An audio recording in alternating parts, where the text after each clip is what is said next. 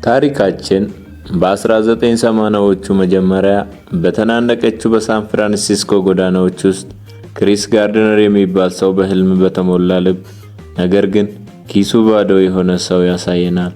ክሪስ ያልተለመደ በጣም ትልቅ ተስፋ ያለው ተራ የሚባል ሰው ነበረ። ቤተሰቦች በመሃል ሰብስክራይብ ማድረጋችሁን አረጋግጡ። ክሪስ በትጋት ከሰራ ተስፋ ካልቆረጠ ለራሱ ብቻ ሳይሆን ለታናሹ ልጁ ክሪስቶፈር የተሻለ ህይወት መገንባት እንደሚችል ያምን ነበረ። ክሪስ ደስታውን ለመፈለግ የማይወጣው ዳገት የማይወርደው ቁልቁለት የለም። ደስታ ወይም ሃፒነስ የሚለው ቃል ራሱ ያጻጻፍ ወይም ስፔሊንግ ስህተት አይቶ አንድ ቀን ልጁን ትምህርት ቤት ሲያደርስ ያያል። እናም ሃፒነስ የሚለው ውስጥ በትምህርት ቤት ላይ